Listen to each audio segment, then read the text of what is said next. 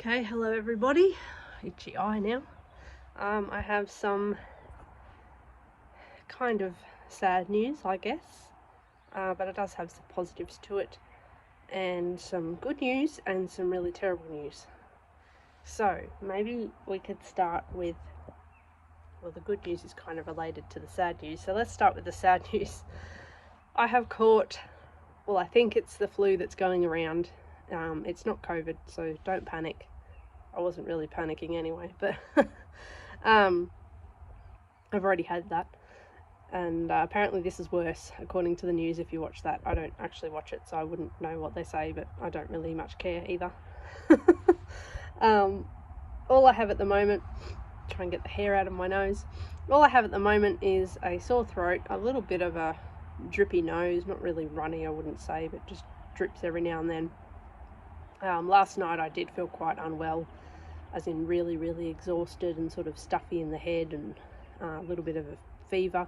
I'm not too worried about fever. I quite encourage it, I guess, if try and get my words together if it's not too high, because it is the body's way of destroying viruses, because viruses can't live in a certain temperature. So I was quite happy to allow those fevers. They weren't too high, they weren't distressing me, and that was all fine. They helped to sweat out the virus. So today I've woken up still feeling a little bit stuffy in the head, a little bit of a sore throat. I don't know if you can hear, but my voice has changed a little bit to me. My ears are a little bit blocked. I wouldn't say terribly, but I certainly notice a difference, and I'll probably flash them later, and that kind of thing. So just your general cold flu symptoms. A little bit of body aches last night, but I'm not sure if that was just lack of nutrition or the virus itself, because I did take a blood test the day before I started this challenge, so I did kind of expect to have something come in, some kind of, mess up of the immune system and let something in, because the blood tests do weaken the immune system, especially if you have a limited one like I do. They're taking out those white blood cells, so it does have some effect, especially if you have issues with storing minerals and storing even iron in particular, which is a mineral in itself, but storing that to make the red blood cells, and you have limited space to make white blood cells, so you've got limited or less oxygen moving around the body in the blood than probably your average person does, plus less white blood cells, which are your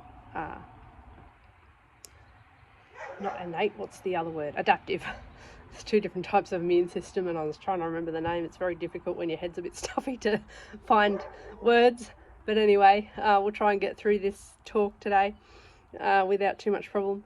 So yeah, when you've got your adaptive immune system, which is your white blood cells, and they're limited, of course, things are gonna come in and annoy you, like flus and colds and things. Like I said, I'm not worried about it. I don't watch the news. I have no idea what fear campaign they're running at the moment, and I don't care. It's just a respiratory virus like any other virus. I don't normally get very sick from them, probably because I'm pretty proactive in looking after myself in general.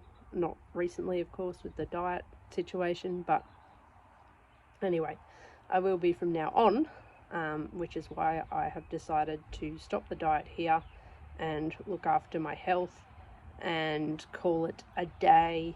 Kind of a failed experiment, I guess, but also with some successes, some lessons learnt, some appreciation learnt, and some compassion as well. So it was a great experience for that kind of stuff. If I was a refugee, I'd be in an awful lot of trouble, I think. I don't think they do too well with colds and stuff like that, because they just don't have the nutrition or the medical access that we have. Not that I'm for doing that kind of thing for this kind of infection. I don't want to say too much on that, because I know that it can be quite controversial, and that's not the aim of this post, not for that subject. Anyway, so let's just leave it at that. and move on to the good news. So the good news is obviously the lessons that I learnt doing this challenge, but also understanding that these trials and things are all for a good purpose. So I'm not ungrateful for this illness coming along. I'm actually kind of happy that I get to go back and have a good nutritious diet, including chocolate. No, I'm joking. But yeah, just from the video yesterday. But you know, I get to go back and have a good diet again, which really helps my health as far as my disease, but also helps me to fight off things like this. So I actually don't very often get respiratory illnesses or any kind of illness actually, compared to the average. You know, I would probably get sick. I think this is the second time this year I've been sick because I had COVID this year, but this is the first time I've been sick aside from COVID in about 8 years, I think. And the one that I had 8 years ago was not terrible. It was just your average cold. So I don't tend to suffer very much as far as respiratory illnesses go. And yeah, I've heard all the, it's unpredictable, blah, blah, blah stuff. Yep, I get it. They're all unpredictable, and it just depends on your system at the time. That's just how it is. So let's get with the program, people. Let's not listen to the news and the propaganda and all that crap. Like, it's not worth it. It's the biggest killer at the moment is fear. It's got nothing to do with viruses, got nothing to do with any of that kind of crap. Yes, the virus has killed people. The flu virus I'm talking about. Yes, the other one has killed people, but let's kind of be a little bit realistic in that we are all here for a purpose. We are all here for a short time, not a long time, and we are all here for the experience. So let's kind of not negate these things for fear of dying. It's ridiculous. Let's get over that fear and move forward. So that's the good news. The terrible news is along this quality of life topic, right? We're going to move forward now, and I'm betting that you can hear the change in the tone of my voice. And I also want to be clear that this particular thing does not affect me at all, okay? I don't use the services I'm about to talk about. I can use them, but I don't have a need for them at the moment. That's not to say that I won't ever have a need for them, but I kind of want to get out of your head that it's all about me, because it's not. And some people sort of think that I do these things for accolades or for my own benefit and whatever, and that's, you know, maybe that's all in my head, I don't know, but whatever, let's move on. So what has happened is the NDIS, the National Disability Insurance Scheme, has decided to defund quite a fair few services, including equine therapy and including orientation and mobility for blind people. Now, to put this into perspective, I want you to imagine that you are blind for a second. You've just gone blind, you can't see anything, or maybe you can see a little bit, but certainly nothing that's useful to you right now, okay? And in going blind, you've lost the ability to move around your home because you don't know how to. You've lost the ability to cook, clean, do all these things because you don't know how to adapt. You've lost the ability to go out with friends because you just don't know how. And you've lost your ability to maintain your employment. So you have no job. Okay?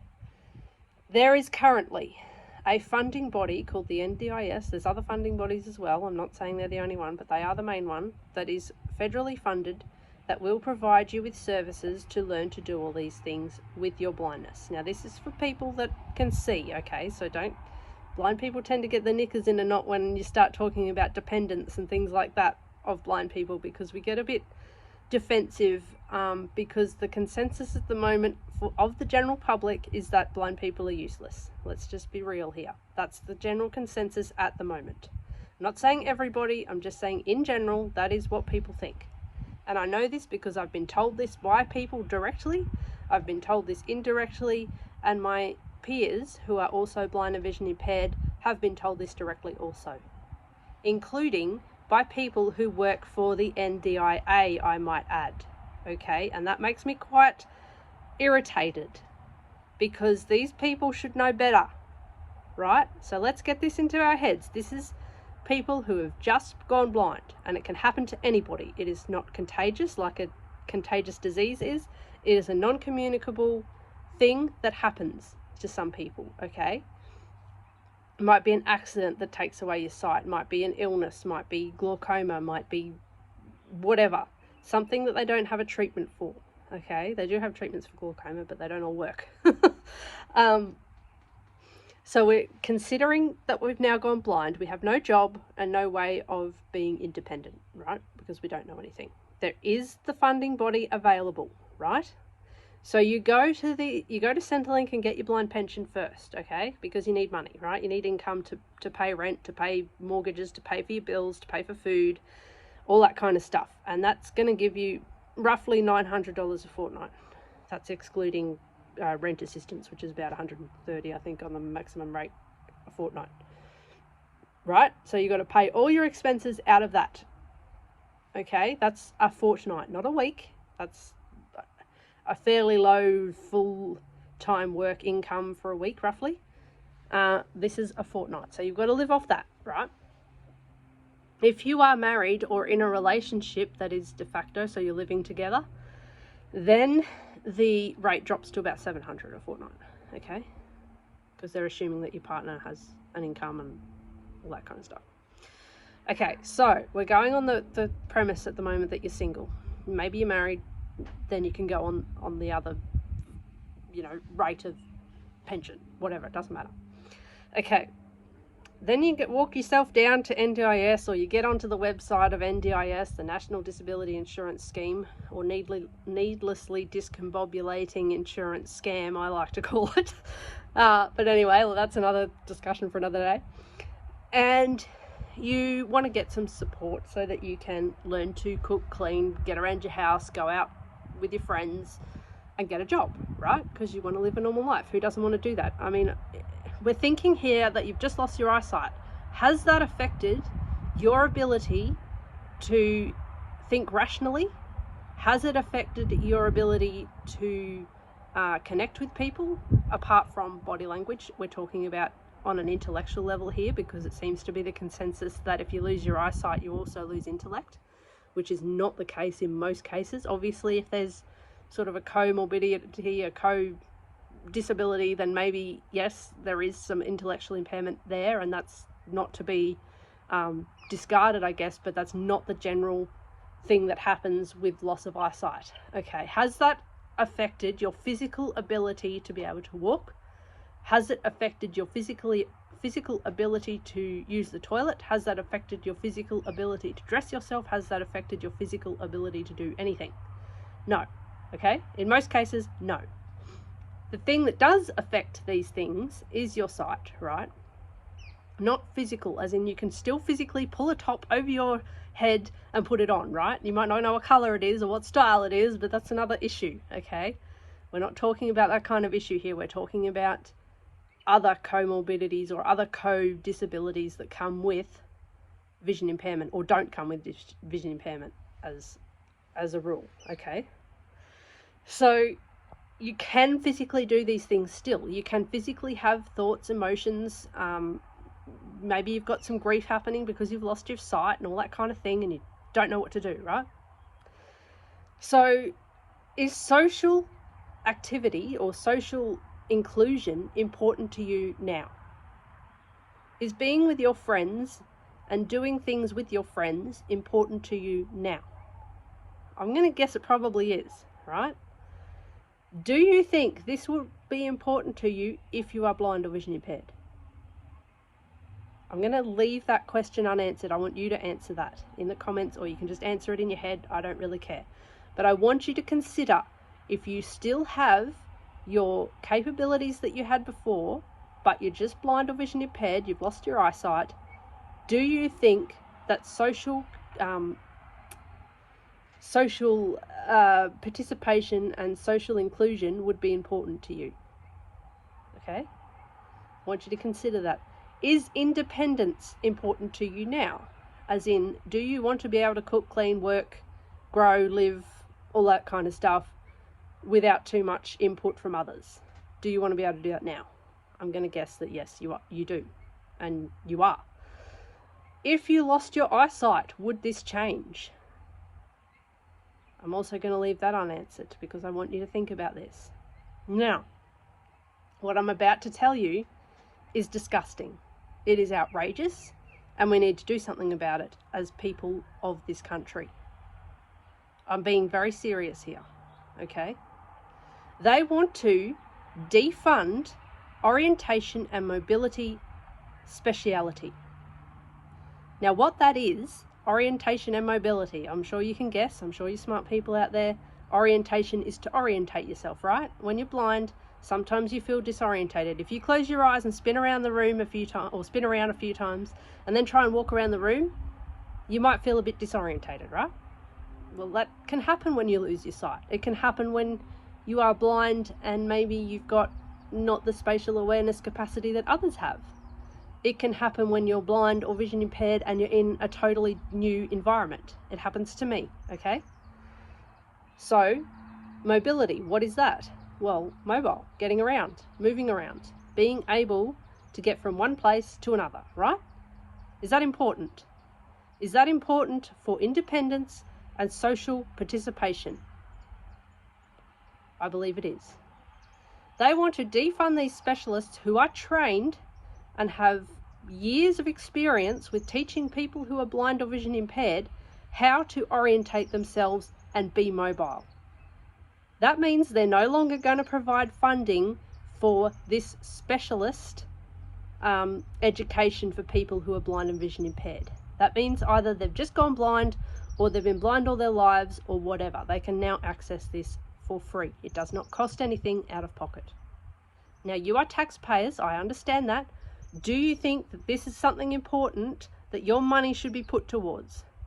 Okay? I want you to think about that too, and I'm going to explain that in a minute. I'm trying to be brief here, but it's something that's really ticked me off, so we might be here a while. So, now, you're living on a pension. You've just gone blind, you're living on a pension, you haven't got any money, right? Apart from, you know, you're paying your bills, your rent or your repayments or whatever the situation is, food, blah, blah, blah, blah, blah. You know how life is and expenses are, right? So you're doing all of that. Now, how are you going to afford to pay for these orientation mobility instructions for these lessons? How are you going to do that? Not sure? Well, I'm sure you and just about every other blind person and vision impaired person is wondering the same thing. How are we going to afford it if it's no longer funded? Now, the problem with that is, with less people using the service, there's going to be less instructors available, isn't there? Because there's not the demand there anymore because no one can afford it. So can we just think about that for a minute? There is now no mobility service to teach people to orientate and mobilise themselves so that they can participate within society. Is that not something that should be discussed? Is that not something that should have been shared before it was decided by Mr. Billy Shorten and all of his mates? That should have been discussed between the blind community and should have been advertised. It is very hard to find information on this. I had to actually go onto the NDIS website and look through articles and articles and articles just to find the information to say that yes, these programs have been defunded along with equine therapy and other therapies and education services. Okay? This was not discussed. I heard nothing about it. A lot of my peers heard nothing about it. Is that not outrageous and disgusting? Should we not be disgusted about this? This is an essential service that people with vision impairment and blindness need. It is not a want. You know, how ridiculous. It's not like something that we just want to do. You know, it's something that we actually have to do. I used the service when I moved here. I used the service when I moved to Victoria. I used the service when I was in Brisbane to orientate myself with new surroundings so that I could work, okay? And that means I can pay tax, right? So I can fund my own damn services that I use, okay? Is this not something that should have been discussed with the blindness community? Out there. Okay, we're going to stop this funding. What do you think about it? Or what are your suggestions to actually keep this funding here? Or hang on a minute, this is really an essential thing for blind people. Not, oh, it's not essential because blind people don't leave the house anyway attitude like Mr. Bill Shorten has. No. We do leave the house, Mr. Bill Shorten. We actually work and we participate in society and we can put our own clothes on. We can do all of this because it was all funded. And before NDIS, it was DSQ, or Disability Services New South Wales, or Vision, well, it wasn't Vision Australia back then, it was Royal Blind Foundation, I think, in Queensland, and Royal Blind Society in New South Wales, whatever, it was all funded by the states. At least it was funded, okay? Now this scheme, this scam, said that it was going to make things better. How is this better? This is a service like someone needing a wheelchair to move around. How is it any different? Right, now I've got that out of the way and had my little snap and my little whinge. I want you to consider all of this and to kind of discuss this, because this is something that we need to deal with. I have started a Facebook group where we can discuss how we're going to build a case and deal with this, because it is something that needs to be dealt with. It's not something that's, you know, a want, it's actually a need. So if you do want to participate in that, please let me know and I will add you to that group if you're on Facebook. If you're not on Facebook, we may start a WhatsApp or something. I don't know. I'm not very good with all that kind of stuff.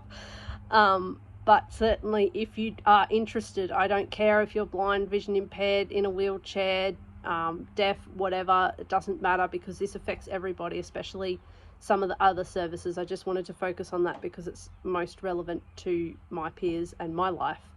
But there are other things that are also being defunded that are absolutely necessary for the development of people who have disabilities. That does include equine therapy. I have had a lot to do with equine therapy. It's not just a want, it's an actual need, in that it actually helps people get to the stage where they can walk, when they are told that without it they cannot, because it facilitates the muscle movements that they will need to walk without the weight bearing. So there's a bit of information for you there. There are other therapies that are being defunded that we need back. We need them reinstated. Okay? We need this government to work for us. That's who they work for. We employ them, right? We pay our taxes, and that's what employs them, right? They work for us, not for them. That's something they need to remember. They don't work for themselves. They don't work to line their own pockets. They work for us. So let's get out there and start making some noise. Let's ring up Mr. Bill Shorten's office, ring up the tribunal, ring up whoever. Just keep ringing, keep emailing, keep pressure on them. This is how we got people back to work, okay? This is how we got rid of the whole bullcrap, bloody you can't work if you don't get jabbed, okay? This is how it happened. It wasn't just rolling over and going, oh well, what can we do? No, that doesn't work, okay? We need to stand up to these people and let them know that this is our lives that they're affecting, and why they're affecting our lives, and what we are going to do about it, okay? This may mean that we need to protest. This may mean that we need to walk around with signs. This may mean that we need to be proactive, okay? If it gets to that point. So if that interests you and you are disgusted like I am in this horrible situation where essential services are being defunded so that people who are vulnerable, who are often poor, are expected to pay for them, okay, which will then make them basically non-existent anymore, because if there's no demand, then there's no money being earned by the people who have done all this training to do all this work. If that's not happening, we're in trouble, okay? So just consider that, and if you are interested, get in contact with me and I will help you out there. But in closing, this is the end of my challenge. I can't do it while I'm sick. I can still get quite passionate and angry when I'm sick, obviously, so I can't be too bad. But that's just what's going on at the moment and what I'm working on. I will come on and do that $10 shop video, hopefully tomorrow maybe. I'll do possibly another COVID test just to appease the masses that I do not have COVID. And it's only flu, and apparently it's worse, and don't worry about it. No, I'll probably send the husband out to shop or something, I don't know, or do it online or something. so I'm not spreading my lurgy to everybody. But anyway, that will get done at some point, so that's still going to be a thing. And yeah, I'm disappointed that I couldn't finish it, but I'm happy that I can go back to normal eating and get some nutrients in, and I'm not frightened of this thing that's infecting me at the moment. It's here for a reason, so I'm giving it lots of love and giving it lots of thank you vibes, lots of appreciation, because it does have a purpose, just like everything in life. And it is going to make my immune system stronger. It's going to wake it up, make it more alert, make it more aware of things that it may not be aware of now, like cancers and all that kind of stuff. So we do need some illness, even though it's unpleasant. It is something that our bodies actually need to function properly. So that's it from me. I know it's been long. I'm sorry. I know it's been a little bit passionate, which is not normally the way that I do videos. And yeah, so anyway, that's it for today.